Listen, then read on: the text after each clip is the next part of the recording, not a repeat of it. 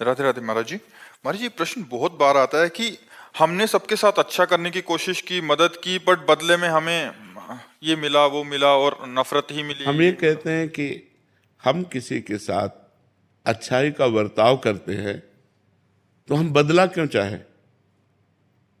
भगवान ने हमें अच्छाई करने का गुण दिया है तो हम दूसरों के साथ अच्छाई करें। नेकी कर दरिया में डाल।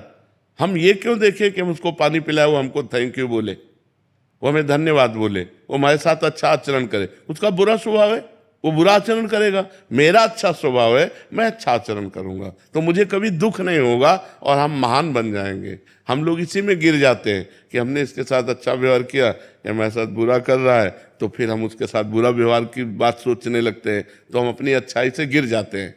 सोचते हैं भगवान तुम्हें देख लेंगे, इतना तो आ ही जाता है ना दिमाग में। अब हम गिर गए अपनी अच्छाई से। अच्छाई तो अच्छाई ही रहनी चाहिए, अच्छाई में बुरा।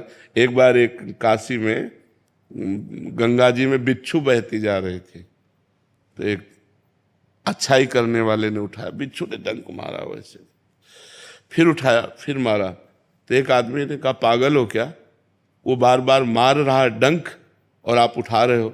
बोले ये उसका स्वभाव है, बिच्छू का स्वभाव है डंक मारना, और मेरा स्वभाव इसे बचाना, मैं इसे बचाऊंगा।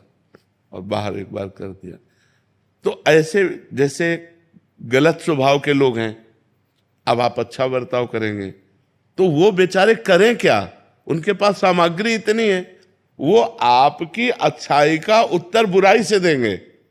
आपको चाहिए अपनी अच्छाई बचाकर उनकी बुराई को वापस कर दें। वो बुराई आप पर हावी ना हो पावे, आप पर प्रभाव ना डाल पावे, तभी अच्छाई रहेगी। और ये तब हो सकता है जब हम भगवत भाव से करें। इनमें भगवान विराजमान है तो हम इनसे बदला नहीं चाहेंगे, भगवान हमको देंगे। हमारी अच्छाई का फल हमें भगवान देंगे। ये क्या दे सकते हैं? ये बुराई ही दे सकते हैं। इस तो हम प्रसन्न रहेंगे। अगर हम किसी व्यक्ति से ये आशा रखें कि हम अच्छाई करें, वो हमारे साथ अच्छाई करें, तो असंभव। ये कलयुग है, यहाँ कपट छल, मतलब अगर आप उनकी ऐसी परिस्थिति में जब कोई सहयोग नहीं दे रहा, सहयोग दे दिया और उसको पता चल गया कि आदमी तो सरल स्वभाव का दयावान है, तो वो आपको नष्ट करने की भी सोच सकता है कि इसको फंसा लो। वो ये नहीं सोचेगा कि जब कोई साथ नहीं दे रहा था तब इस व्यक्ति ने साथ दिया, मैं कृतज्ञता प्रकट करूं। नहीं, आज का समय ऐसा नहीं। आपको बेवकूफ माना जाएगा, आप ज्यादा उदारता दिखाएंगे और ज्यादा सहयोग करेंगे तो माना जाएगा कम बुद्धि का आदमी। जी महाराज जी यही बोलते हैं। हाँ और जो छल कपट बेईमानी करे, बोले बड़े प्रवीण आदमी है। आज सम्मान किनका होता है? दंभी, पाखंडी, छल कपट का। और सत्य से चलोगे तो बुद्धू कहे जाओगे। दूसरे को जरूरत पड़ी, अपनी जेब से निकाल के दे दिया। दूसरा भूखा है, अपना भोजन दे। इसको भगवान आदर देते हैं। तो हम जब जिसको भगवान आदर देते हैं उसका कोई अनादर नहीं कर सकता, वो आगे चलकर प्रकाशित हो जाएगा। इसलिए आप भगवान से जुड़ो, इंसान की सेवा करो भगवत भाव से, बदले में उससे मत चाहो, तो आपकी अच्छाई आपको भगवान तक पहुंचा देगी। महाराज जी, हम क्या चाहते हैं कि अभी हमने अच्छा किया तो अच्छे का परिणाम तत्काल अच्छा मिले, बट महाराज जी ये तो पक्का है ना कि बाद में मिलेगा हमें? पक्का 1000% पक्का मिलेगा। जब बुरे कर्म का फल मिलता है तो अच्छाई का फल क्यों नहीं मिलेगा? नहीं मिले। महाराज जी, उसका रूप क्या होगा? वो इससे अच्छा होगा। जैसे हमने इनको संकट विपत्ति में सहयोग किया, तो हमारे जीवन में संकट विपत्ति जब कभी आएगी तो उस समय भगवान सहयोग करेंगे। और सबसे बड़ी बात होती है, भगवान प्रसन्न हो जाते हैं। और जिस पर भगवान प्रसन्न हो जाते हैं उस पर सुर नर मुनि सब प्रसन्न हो जाते हैं। फिर उसका मंगल ही मंगल होता है, वो कभी समस्याओं में नहीं फंस सकता। देखो, हम लोगों की एक अहम वृत्ति है जो इतना तो चाहते हैं कि भले आप हमारे बदले में कुछ ना करें, लेकिन मुंह पर इतनी बड़ाई तो कर दें। इतना कान सुनना चाहते, ये भी हटा दे, ये भी इच्छा हटा दे। वो बोले ना बोले, नेकी कर दरिया में डाल, मंगल हो जाएगा तुम्हारा। भगवान प्रसन्न हो गए तो सब बात बन जाएगी। महाराज जी, इससे संतोष हो रहा है कि बाद में तो अच्छा होगा? बहुत अच्छा होगा, बहुत अच्छा होगा। ये जो आप कर रहे हो सरकारी बैंक में जमा हो रहा है। जैसे आप किसी को दवा दिला देते हैं, किसी की विपत्ति में सहयोग कर देते हैं, किसी को भूख मिटा देते हैं, किसी को, वो बोले ना बोले लेकिन मालिक देख रहा है ना, वो हिसाब आपका करेगा, वो हिसाब करेगा तो बहुत अच्छा करेगा।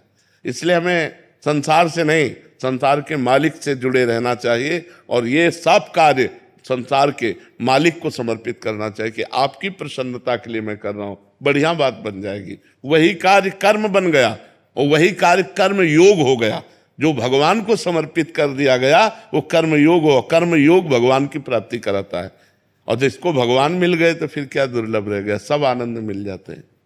कवित्री डॉक्टर शुभम त्यागी जी। राधे राधे महाराज जी। राधे राधे महाराज जी। महाराज जी, इसी को हम दूसरे ढंग से, महाराज जी ये तो हो गया अच्छाई करने वाला, इनका प्रश्न है अभी दूसरे ढंग से महाराज जी इसको। महाराज जी सरल, जो आपने अभी बताया महाराज जी, सरल सीधे व्यक्ति को संसार में कष्ट सहने पड़ते हैं, पर चालाक व्यक्ति संसार में सुख पाता है, सफल हो जाता है। नहीं, महाराज जी, सफल नहीं होता, ये गलत शब्द है। सफल नहीं होगा कभी। कोई चालाकी से सफल हो सकता है। रावण जैसा कोई चालाक पुरुष था, सब विद्याओं का ज्ञाता, परम चालाक था। कालनेम से बढ़कर कोई चालाक था? पूरी संजीवनी बूटी जैसी ही द्रोणागिरी में हर औषधि को कर दिया और साधु बनकर बैठ गया। हनुमान जी ने मार डाला, राम जी ने रावण को मार डाला, रहा न को कुल रोवन यारा। चालाक पुरुष सफल कैसे हो सकता है? नहीं, सीधा सरल पुरुष कष्ट पा सकता है, पर सफल सीधा सरल सच्चाई पर चलने वाला हो। जैसे धर्मराज युधिष्ठिर बिल्कुल सीधे थे, यहां तक इतने सीधे थे कि युद्ध क्षेत्र में कल कौन सी रणनीति है वो जाके दुर्योधन सीधे पूछ लेता था। भ्राताश्री कल कौन सा चक्रव्यूह रचना है, तो वो बता देते थे। इसीलिए भगवान दो बैठक करते थे, एक युधिष्ठिर के साथ और एक युधिष्ठिर से अलग। युधिष्ठिर के साथ जो बैठक की वो चक्रव्यूह रचना ही नहीं होगी, क्योंकि वो दुर्योधन को पता हो। इतने सरल थे कि वो आके पूछ लेते, वो पूरी बात बता देते थे। तो आप देखो विनाश किसका हुआ? चतुर चालाक, जिसके साथ शकुनी, दुशासन, कर्ण, दुर्योधन के साथ इतने चालाक, चालाकी की हद थे ये लोग। तो क्या ये लोग सफल हुए?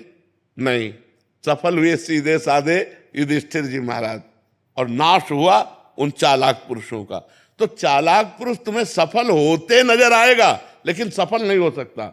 सीधा साधा पुरुष तुम्हें दुख भोगते नजर आएगा, लेकिन वो दुख भोगेगा नहीं, आगे चलकर वही विजय को प्राप्त होगा। थोड़ी यात्रा ऐसी है जिसमें संशय हो सकता है देखकर कि बेईमान, दुष्ट, चालाक, कपटी पुरुष उन्नति को प्राप्त हो रहा है और धर्मात्मा, ईमानदार दुख को प्राप्त हो रहा है। थोड़ी देर की यात्रा है, लेकिन परिणाम में जो सही चल रहा है उसका सही परिणाम होगा और जो गलत चल रहा है उसका गलत परिणाम होगा, पक्का। आज तक की पूरा सृष्टि का विधान ऐसा है। जी जी महाराज जी, लेकिन ट्रांसफर पोस्टिंग में कई बार चालाक लोग अच्छी जगह ले जाते हैं और सीधे सरल लोगों के ट्रांसफर कहीं भी नहीं, ऐसा वो देखो, दुर्योधन राजा बना कि नहीं बना? दुर्योधन राजा कुछ दिन के लिए बना कि नहीं बना? लेकिन 100 भाई मारे गए। असली में राजा हस्तिनापुर के महाराज युधिष्ठिर ही बने। थोड़ी देर के लिए वो पद, वो दिखाई दे सकता है कि वो बेईमानी, चालाकी करके, फ्रॉड करके पद को प्राप्त कर ले, ऐसा हो सकता है, मान सकते हैं। उसका पुण्य उसको साथ दे सकता है, लेकिन परिणाम, जो जीवन का परिणाम है, वो ये पद नहीं है। मरोगे तो तुम्हारे साथ पद नहीं जाएगा, तुम्हारे साथ रुपया नहीं जाएगा, तुम्हारी अच्छाई जाएगी, तुम्हारे सत्कर्म जाएंगे। और ये पक्की बात समझ लो कि जनता मूर्ख थोड़ी देर के लिए बन सकती, लेकिन जब आपके आचरणों का, और भगवान ऐसी बुद्धि भ्रष्ट कर देते हैं कि खुला आचरण, उसकी गंदगी सामने आ जाती है। आदमी की इज्जत चली गई तो किस योग रह गया? तो ये पक्का समझ लो, अच्छा पुरुष और धर्मात्मा पुरुष दुखी हो सकता है, लेकिन हार नहीं सकता। विजय को वही प्राप्त होगा। यत्र योगेश्वरा कृष्णो यत्र पार्थो धनुर्धरा तत्र श्री विजयो भूतिर ध्रुवा नीतिर मतिर्मम। ये निश्चित बात है, जहां धर्म है, जहां भगवान है, वहां विजय जरूर होगी। थोड़ी देर के लिए, अब जैसे 12 वर्ष का वनवास, 1 वर्ष का अज्ञातवास महाराज युधिष्ठिर को हुआ, इतने धर्मात्मा होते हुए, और ये दुष्ट लोग मौज उड़ाते रहे, लेकिन परिणाम में महाराज युधिष्ठिर ही चक्रवर्ती सम्राट बने और 100 के 100 कौरव मारे गए। तो इसलिए हमें अपने मन को धर्म में ही लगाना चाहिए, चाहे थोड़ा दुख मिले, थोड़ा उन्नति कम दिखाई दे, लेकिन आगे चलकर वो उन्नति को प्राप्त होगा। धर्मात्मा दीपक की तरह जलता है, पर वो जलता रहता है, और अधर्मी हाइलोजन की तरह जलता है पर फ्यूज हो जाता है। वो एकदम चढ़ा और एकदम फ्यूज हो गया, एकदम नष्ट हो गया। धर्मात्मा पुरुष दीपक की लौ की तरह जलता रहता है और अपने घर को प्रकाशित कर देता है। इसलिए धर्म से चलो, भगवान का आश्रय लो। बुरे आचरणों से कभी किसी का कोई लाभ नहीं हुआ, थोड़ी देर लाभ होते दिखाई दिया, लेकिन परिणाम में विनाश ही होगा, अशांति ही होगी। कभी पाप कर्म करने वाला, छल कपट करने वाला सुखी नहीं हो सकता। परिणाम में थोड़े दिन तो आपको लग सकता है कि सुखी हो रहा है, लेकिन फिर ऐसा रहेगा कि मिट्टी में मिल जाएगा, रहा न को कुल रोवन हारा। सामने से तो बहुत सुंदर दिखाई दे रहे और पीछे जो पाप कर रहे तो मालिक देख रहा है, उसका हिसाब मालिक करेगा। मालिक की दुकान में है सबका जीवन खाता, पाई भर का भी चूक नहीं होती हमारे मालिक से। एक एक बात का हिसाब होता है। अगर हमने अंगुली भी उठाई है तो उसका भी हिसाब है कि क्यों उठाई और कैसे उठाई।